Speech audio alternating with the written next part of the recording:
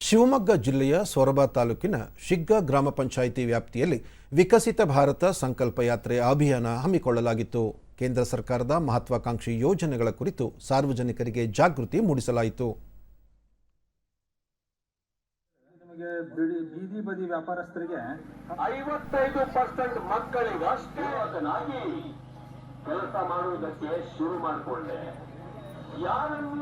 ಯೋಜನೆಯಿಂದ ದೂರದರ್ಶನದೊಂದಿಗೆ ಫಲಾನುಭವಿ ಮೈಲಮ್ಮ ಕಿಸಾನ್ ಸಮ್ಮಾನ್ ಯೋಜನೆಯಡಿ ಖಾತೆಗೆ ಹಣ ಜಮೆಯಾಗುತ್ತಿರುವುದರಿಂದ ಆರ್ಥಿಕವಾಗಿ ಸಹಾಯವಾಗಿದೆ ಎಂದರು. ಯೋಜನೆಯಿಂದ ನಮಗೆ ಹಣ ಬಂದೈತೆ 2,000 ರೂಪಾಯಿ. ರೈತರಿಗೆಲ್ಲ ಒಳ್ಳೆ ತಂದಿಂದ ಮೋದಿಯವರು 2,000 ರೂಪಾಯಿ ಕೊಡ್ತಾರೆ. ನಮಗೆಲ್ಲ ಒಳ್ಳೇದಾಗೈತಿ. ಕೇಂದ್ರ ಸರ್ಕಾರಕ್ಕೆ ಧನ್ಯವಾದಗಳು.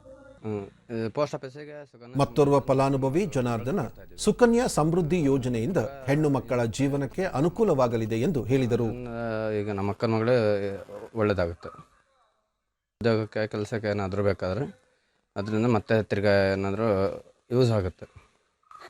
ಇಂಥ ಉತ್ತಮವಾದ ಯೋಜನೆ ಕೊಟ್ಟಿರೋಕ್ಕೆ ಕೇಂದ್ರ ಸರ್ಕಾರ ಧನ್ಯವಾದಗಳು. ಪೋಸ್ಟ್ ಮಾಸ್ಟರ್ ಸಹನ ಗ್ರಾಮದ ಪ್ರತಿ ಮನೆಗೆ ಭೇಟಿ ನೀಡಿ ಅಂಚೆ ಕಚೇರಿಯಲ್ಲಿ ದೊರೆಯುವ ಕೇಂದ್ರ ಸರ್ಕಾರದ ಯೋಜನೆಗಳ ಕುರಿತು ಜಾಗೃತಿ ಮೂಡಿಸಿದ್ದು ಸಾರ್ವಜನಿಕರು ಉತ್ತಮ ಸ್ಪಂದನೆ ನೀಡುತ್ತಿದ್ದಾರೆ ಎಂದು ತಿಳಿಸಿದರು.